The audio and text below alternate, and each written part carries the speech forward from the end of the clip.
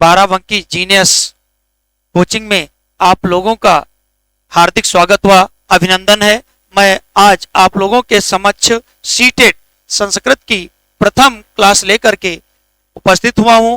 इसके पहले आप लोगों को क्लास के माध्यम से बताया जा चुका है कि मैं अभी जो पीछे कल एसटी हुई थी उसके क्वेश्चनों की समीक्षा मैं करूंगा। वही क्वेश्चन लेकर के मैं आप लोगों के समक्ष उपस्थित हूं। पहला क्वेश्चन आप लोगों के समक्ष है, आइए ध्यान देते हैं। लिखा है धातु पाठ में गणों की संख्या है। पहला विकल्प दिया हुआ है आ 5 और दूसरा दिया है 10 और तीसरा दिया है 15 और चौथा विकल्प दिया है आपका 20।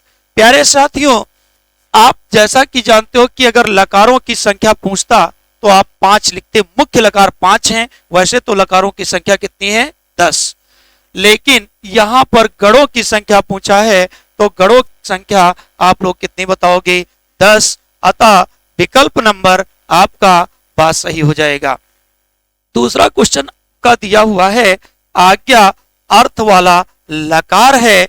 तो आप लोग मुख्य लकारों में आपने पढ़ा है एक लट लकार वर्तमान काल, लंग लकार भूतकाल और लिट लकार भविष्य काल और लोट लकार आज्ञार्थक और बिदलिंग करके, यानी कि कुल मिलाकर के जो मुख्य लकारें हैं वो आपने 5 पढ़ी हैं, जिसमें क्रिया के जिस रूप से वर्तमान समय में कार्य का जारी होना पाया जाए आपकी लट लकार है, जबकि क्रिया के जिस रूप से आने वाले समय में जानकारी प्राप्त हो वो लिट लकार भविष्य काल, और क्रिया के जिस रूप से कार्य की समाप्ति का पता चले वो लंग लकार भूतकाल है, और जबकि लिंग लकार आपके 10 लकारों का एक अंग है। अतः आप लोग समझ गए होंगे कि इसमें विकल्प नंबर आ आपका सही है। जी, क्रम में आगे क्वेश्चन आप लोग देख लीजिएगा, जैसे कि दी हुई है संधि होत्र लिकारा। प्यारे साथियों, इसमें जो शब्द आपका दिया है होत, तो इसमें आप रिरी की मात्रा लगा लें, रिरी और फिर होत्र धन लिकारा, जिसके अंतर्गत मैंने एक संधि आप लोगों को पढ़ाई थी आकाश सवर्णे दीर्घा, और उसमें महर्षि पाणिनि के द्वारा एक सूत्र दिया गया था आकाश सवर्णे दीर्घा, और जिसमें कात्यायन ने कुछ संशोधन करके उस लकार में अपनी एक वार्तिक लिख दी थी रिरि लिरि वर्णयो मिथासा वर्ण्यम वाच्यम। इसके अंतर्गत आप लोगों का रिरि और लिरि परस्पर सवर्णी वर्ण है, इसलिए आपका जो होत्र धन लिकारा है इसमें दीर्घ स्वर संधि हो जानी चाहिए, और जिसका रूप बनता है ये होत्री और धन आपका जब लिकारा बन जाएगा तो इसमें आपका कभी कभी शब्द एक बन जाता है होत्रिकारा, और जो दूसरा शब्द बनता है वो होत्री और लिकारा भी होता है। तो ये दोनों प्रकार से ये सही माना जाता है, होत्र लिकारा यानी होत्रिकारा और होत्र लिकारा। प्यारे साथियों, इस जो 4 विकल्प दिए हुए हैं इसमें आपका विकल्प नंबर कौन सा सही हो जाएगा, आपका दा अर्थात यानी कि दीर्घ स्वर संधि हो जाएगी। इसी क्रम में आप लोगों का क्वेश्चन नंबर 4 है, और ये दिया हुआ है महाकवि भवभूति की रचनाएं हैं। तो आप लोग ये जानते हो कि महाकवि भवभूति ने कितनी हैं। विकल्प नंबर 2 ये बिल्कुल गलत है, विकल्प नंबर 6 बिल्कुल गलत है, विकल्प नंबर 4 बिल्कुल गलत है। विकल्प नंबर आ आपका सही हो जाएगा। इसकी विस्तृत जानकारी जब आप लोगों का ऑफलाइन क्लास होगा उसमें समझाई जाएंगी कि महाकवि भवभूति ने आपकी कौन कौन सी रचनाएं लिखी हैं। इसी क्रम में आगे बढ़ते हैं, ध्यान दें। क्वेश्चन नंबर 5 दिया हुआ है पाश्यंती। कौन सा दिया हुआ है, पाश्यंती। और जब पाश्यंत दिया हुआ है, पाश्यंत में आपका पूछ रहा है कि लकार कौन सा है। पहला है आपका लंग लकार विकल्प दिया है, और दूसरा कौन सा दिया है लिंग, और जो चौथा आपका तीसरी लकार दिया है लुंग, और जो चौथा विकल्प दिया है वो लिट लकार दी है। तो आप लोग आंतरिक क्रिया के जिस रूप से, एक मैंने ट्रिक बताई थी कि यदि अत यथा अंत आ जाए तो समझ लीजिए कि वो लट लकार वर्तमान काल की है। अगर ईष्यत ईष्यता ईष्यत आ जाए तो ये समझ लीजिए कि ये लिट लकार की है। तो इसमें जो पाश्यंत शब्द आया है उसके अनुसार आपका विकल्प नंबर द अर्थात लिट लकार भविष्य काल की क्रिया है। कैसी क्रिया है? लिट लकार भविष्य काल। अगला क्वेश्चन नंबर जो 6 दिया हुआ है साथियों, इसमें कह रहा है कि जिससे रक्षा की जाए। तो सूत्र आप लोगों ने एक पढ़ा होगा कि भीत्रा अर्थानाम भय हेतु। भीत्रा अर्थानाम भय हेतु यानी कि जिससे या तो डरा जाए, त्रय माने रक्षा की जाए, भी माने डरना, त्रय माने रक्षा की जाए, या आदि इनसे संबंधित यदि कोई धातु है तो उसमें हम कौन सी विभक्ति का प्रयोग करते हैं? तो पंचमी। तो विकल्प नंबर आपका कौन सा सही हो जाएगा? आ अर्थात पंचमी विभक्ति होना चाहिए। अतः विकल्प नंबर 5 आप लोगों को समझ में अच्छे से आ रहा होगा कि इसमें विकल्प नंबर कौन सा हो जाएगा? आ। इसी क्रम में हम आगे बढ़ते हैं साथियों। क्वेश्चन नंबर 7 दिया हुआ है। फल शब्द ये कैसा शब्द है इसको पहले जान लें। फल शब्द नंबर 1 तो यह नपुंसक लिंग है, और जिसमें नपुंसक लिंग होते हैं उसमें प्रथमा और द्वितीया दोनों के रूप बिल्कुल एक जैसे चलते हैं, जैसे फलम फले फलान। तो इसमें फलम फले फलान। तो जब फले शब्द आया है तो फलम प्रथमा एक वचन, फले द्वितीया एक वचन, और सेम प्रक्रिया इसमें द्वितीया में भी होती है। अतः विकल्प नंबर आपका बा सही हो जाएगा। प्यारे साथियों, इसी क्रम को आगे बढ़ाते हुए क्वेश्चन नंबर 8 के साथ मैं पुनः आप लोगों को समझाने का प्रयास करता हूं। जैसे देख रहे हो कि लिखा है विद्यालय से परितः वृक्षा सन्ति। लिखा है विद्यालयन परितः वृक्षा सन्ति, और फिर विद्यालयम परितः वृक्षा सन्ति, और विद्यालयात् परितः वृक्षा सन्ति। ये 4 विकल्प दिए हुए हैं। आप लोगों ने एक सूत्र पढ़ा होगा अभितः परितः, और फिर आप लोगों ने सूत्र पढ़ा होगा समया, अभिता परिता समया, और फिर निकषा और हा प्रतियोगे अपि द्वितीया। यह सूत्र आप लोगों ने भली प्रकार से पढ़ा होगा। तो जब यह सूत्र पढ़ा होगा तो यह भी जानकारी आप लोगों को हुई होगी कि अभितः माने होता है दोनों ओर, जबकि परितः माने चारों ओर, और फिर आपका समया माने समीप, और निकषा माने सन्निकट, हा माने धिक्कार, प्रति माने तरफ या ओर का यदि योग हो तो उसमें हम द्वितीया विभक्ति का प्रयोग करते हैं। तो इसमें परितः शब्द तो दिया है, लेकिन पहला जो विद्यालय शब्द दिया है जो योग है उसमें षष्ठी एक वचन है, आप लोग जानते हो। जबकि जो बा विकल्प दिया है वो विद्यालय तृतीया एक वचन है, और जबकि जो तीसरा विकल्प दिया है सा नंबर का उसमें ही द्वितीया है। अतः विकल्प नंबर आपका सा सही हो जाएगा। हमें उम्मीद है कि आप समझ गए होंगे। जबकि जो दा विकल्प नंबर दिया है उसमें कौन सा विकल्प दिया हुआ है? उसमें विद्यालय में पंचमी लगी है, जबकि नियमता होना क्या चाहिए? योग में द्वितीया। इसलिए विकल्प नंबर सा आपका सही हो जाएगा। इसी क्रम में आगे बढ़ रहे हैं साथियों, ध्यान दें। क्वेश्चन नंबर आपका 9 दिया है अश्वपतितः। अगर इसका शाब्दिक अर्थ देखा जाए तो यह होता है घोड़े से गिरा, घोड़े से गिरा। और जब घोड़े से गिरा तो यहां अलग हुआ, और अलग होने के लिए एक सूत्र होता है कौन? ध्रुवम पाए आपादानम। ध्रुवम पाए आपादानम, यह आपका होता है ध्रुवम पाए आपादानम। जब कोई वस्तु या व्यक्ति अपने निश्चित स्थान या केंद्र से अलग होती है, मतलब ध्रुव तो कहलाता है जहां वस्तु जिससे अलग हो जाए, पाए अलग हो जाए। तो जब अलग होने की स्थिति है तो इसका मतलब पंचमी होना चाहिए। क्या होना चाहिए? पंचमी। तो अश्व में देखो पंचमी किस विकल्प में दी है? तो अश्व में हमें साफ साफ दिख रहा है कि पंचमी सा नंबर के विकल्प में दी हुई है, और जब सा नंबर के विकल्प में दी है और इसका शब्द पतित के साथ जुड़ा है, जब आपको हम समास समझाएंगे तो उसमें पंचमी विभक्ति के समास के अंतर्गत इसको समझाएंगे कि अश्वात पतितः, और इसका विग्रह आपका विकल्प नंबर सा सही हो जाएगा। प्यारे साथियों, इसी क्रम में क्वेश्चन नंबर 10 आपके सामने है, और यह दिया हुआ है कि पाणिपाद में समास है। तो पाणिपाद में समास, एक तो आपका पहला विकल्प अव्ययी भाव, और दूसरा दिया है द्वंद, और तीसरा कर्मधारय, और चौथा द्वंद। आप दिगु आप लोगों ने परिभाषा एक पढ़ी होगी चा अर्थे द्वंद्वः, और दूसरी परिभाषा साथियों आप लोगों ने ये भी पढ़ी होगी उभय पद प्रधानो द्वंद्वः, उभय पदार्थ प्रधानो द्वंद्वः, प्रधानो द्वंद्वः, ऐसे करके आप लोगों ने परिभाषाएं पढ़ी होगी द्वंद्व समास की। तो जिस समास में चा का अर्थ होता है और शब्द का लोप हो, वहां पर आपका समास कौन सा बन जाएगा? द्वंद्व। तो यहां पर पाणी अलग है, पाद अलग है, जबकि अगर देखा जाए तो ये समूह है। इसमें जो द्वंद्व समास का एक भेद होता है समाहार द्वंद्व, वो समाहार द्वंद्व है, लेकिन चूंकि विकल्प नहीं दिया हुआ है अतः विकल्प नंबर आपका बात सही हो जाएगा, अर्थात द्वंद्व समास हो जाएगा। इसी क्रम में साथियों हम आगे बढ़ते हैं। ध्यान दें, जैसे कि क्वेश्चन दिया है कि कुमारी में स्त्री प्रत्यय है।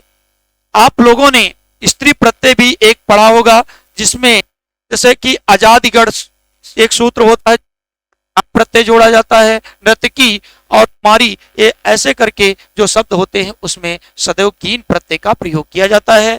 तो यह आपका विकल्प नंबर सा सही हो जाएगा। जबकि गीत और गीस, इनके बारे में भी समय मिलने पर भी चर्चा की जाएगी, लेकिन यहां पर विकल्प नंबर आपका सा सही हो जाएगा। अगला शब्द है आपका भानुना में विभक्ति है। तो पहला विकल्प दिया है पंचमी, और फिर दूसरा विकल्प दिया है चतुर्थी, और जबकि तीसरा विकल्प दिया है तृतीया, और चौथा विकल्प दिया है सप्तमी। अतः आप लोगों को इसमें विकल्प छांटना है कि जो इसका सटीक विकल्प है वो कौन सा है। तो आपको बता दें, पंचमी नहीं हो सकती है और ना ही चतुर्थी हो सकती है, ना तो सप्तमी, इसलिए विकल्प नंबर आपका कौन सा सही हो जाएगा? तृतीया। कौन सा हो जाएगा साथियों? तृतीया। इसी क्रम में हम आप लोगों को आगे लेकर के चलते हैं। जैसे कि आपका शब्द दिया हुआ है उच्चारण।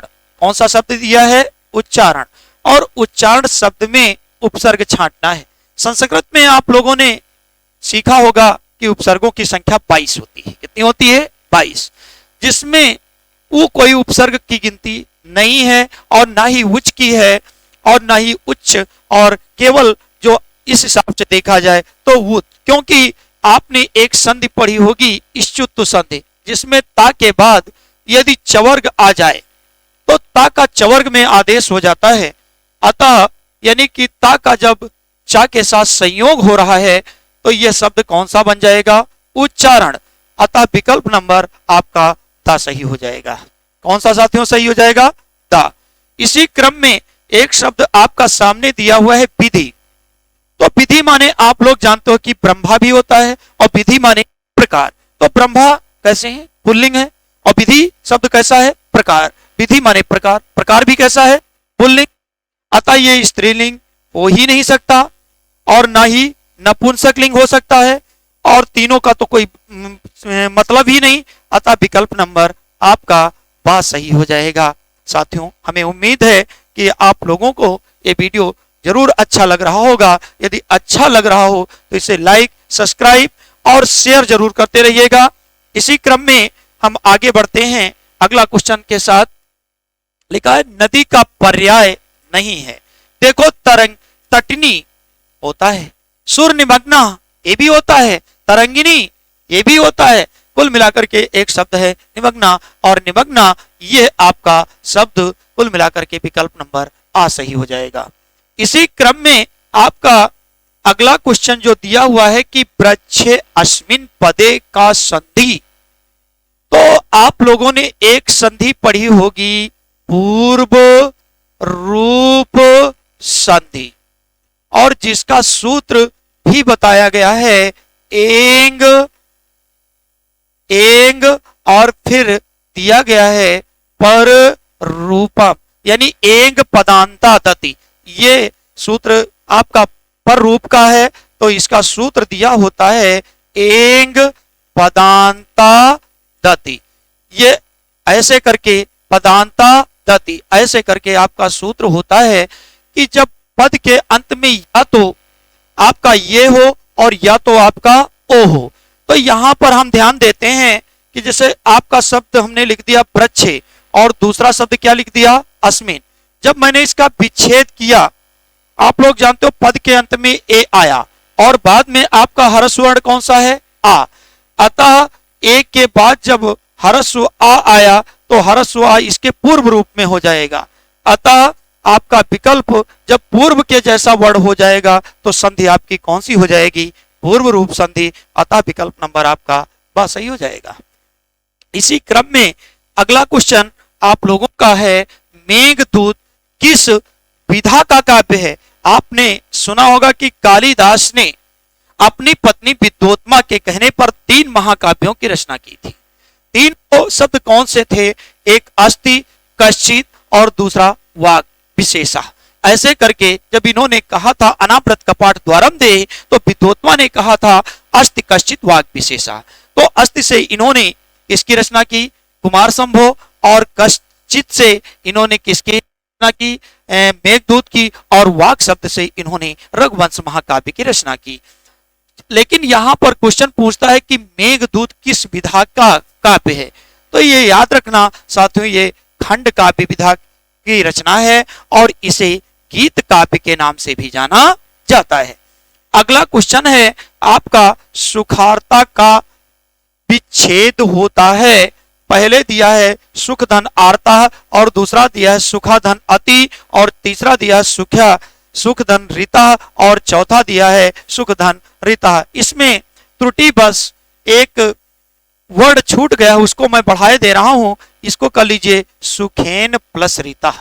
एक वार्तिक लिखी है कात्यायन ने, रीते चा तृतीया समासे, और उस सूत्र के द्वारा यहां पर आपकी वृद्धि स्वर संधि हो जाएगी। लेकिन जो विकल्प पूछ रहा है उसके अनुसार आपका विकल्प नंबर सा, वो भी खा पर एक ही मात्रा और ना पढ़ा लेने पर ही, क्योंकि रीते चा तृतीया समासे, इस सूत्र के द्वारा आपका विकल्प नंबर सा सही हो जाएगा। इसी क्रम में आप लोगों का जो अगला क्वेश्चन दिया है कि उभावपी का पद संधि विच्छेद होगा, तो आपका दिया हुआ है पहला उभाधन वपी, उभाधन अपी, और फिर दिया है उभोधन अपी और उभयधन अपी। 4 विकल्प आपके सामने हैं। इसमें कौन सा विकल्प सही होगा? आप लोगों ने एक संधि पढ़ी होगी आयाति स्वर संधि, जिसमें अ, औ, आय और आओ आदेश होता है। तो जब आओ आदेश हो जाए तो वहां पर समझ लीजिए कि औ के बाद असमान स्वर आया होगा। तो औ किस विकल्प में दिया है? विकल्प नंबर सा में आपका औ दिया है, अतः विकल्प नंबर सा सही हो जाएगा। और अगर संधि का नाम यहीं पर पूछ लेता तो आपके साथियों कौन सी संधि हो जाती? आयाद स्वर संधि। कौन सी संधि हो जाती? आयाद स्वर संधि। बहुत इंपॉर्टेंट फैक्ट है। अगला है आपका सादरम शब्द में समास है। ज्यादातर हमारे विद्वान साथी ये कह देते हैं कि अगर सा उपसर्ग लगा हो या उपसर्ग युक्त जितने भी पद हों वो सब अव्ययी भाव समास होते हैं। हाँ, बात बिल्कुल सही है, लेकिन सारे नहीं।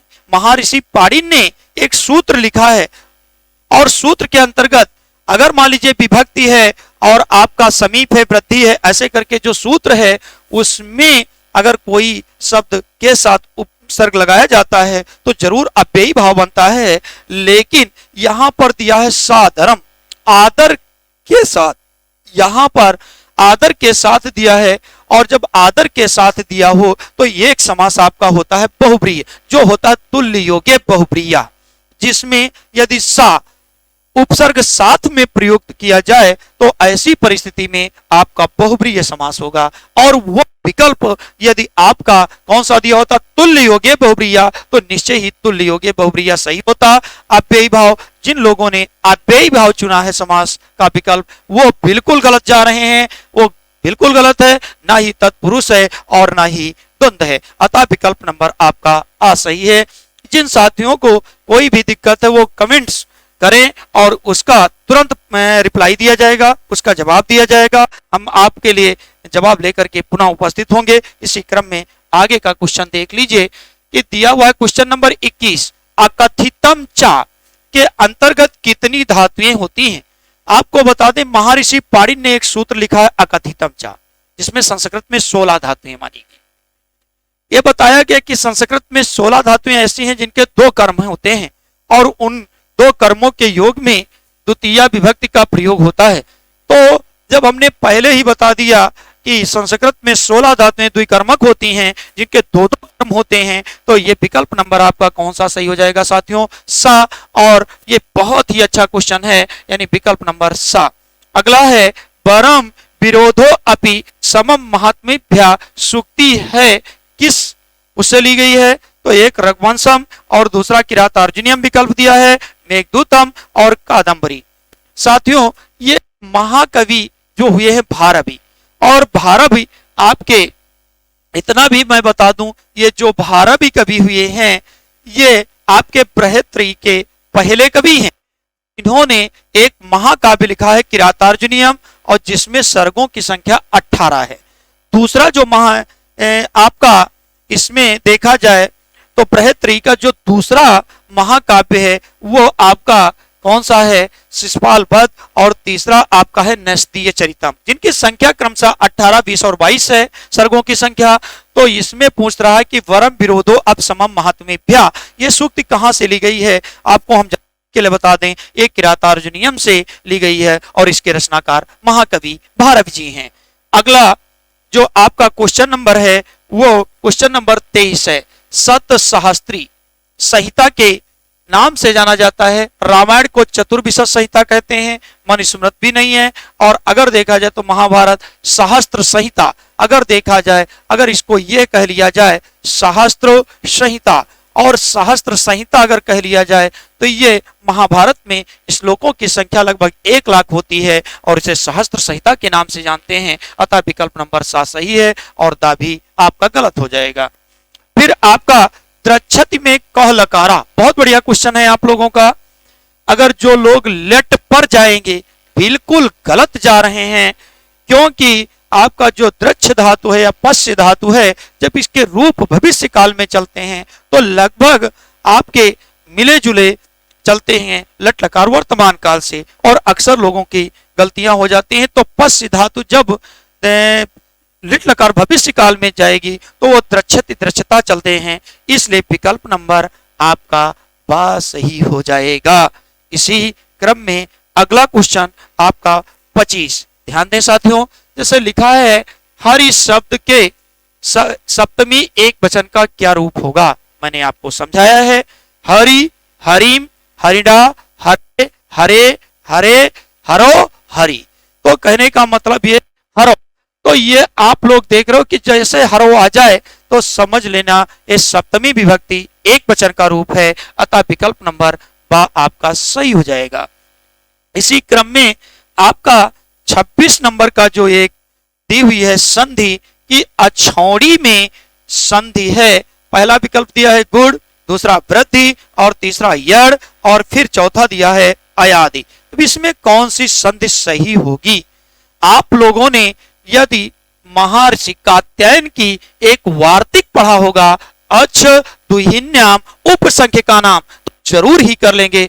उसमें क्या बताया गया कि यदि अच शब्द या आपका अच है, दुहिन है और ये अछौड़ी, ये शब्द उसके अंतर्गत आए हैं, और यदि उनका उहड़ी शब्द के साथ योग हो तो उसमें वृद्धि आदेश हो जाएगा।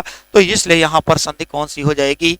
वृद्धि स्वर संधि। साथियों जब मैं ऑफलाइन क्लास में समझाऊंगा या कभी जब आप लोगों के सामने अगले टर्न पर संधि का प्रकरण होगा और लाइव होऊंगा तो आप लोगों को इसके बारे में विस्तृत समझा भी दूंगा।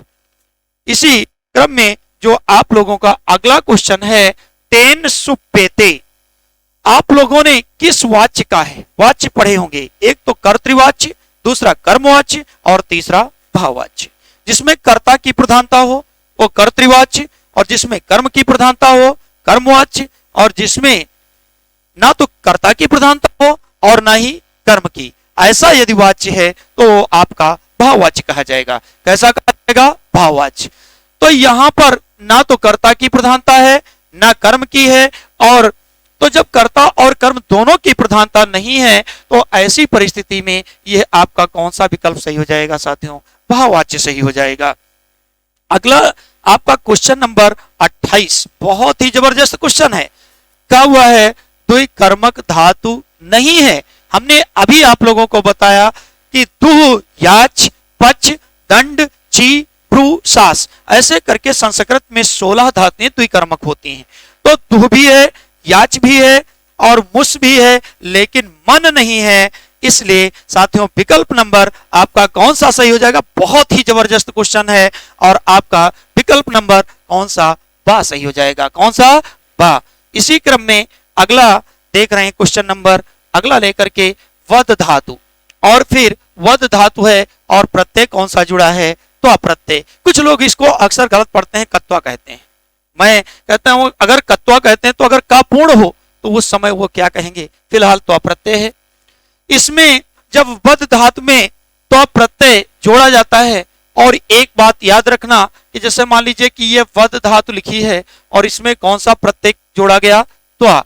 इसमें कभी कभी क्वेश्चन पूछ लेता है कि इसमें किसका आगम हुआ, तो ये एक शब्द आपका होता है ईट, शुट, वेट, ए करके होते हैं।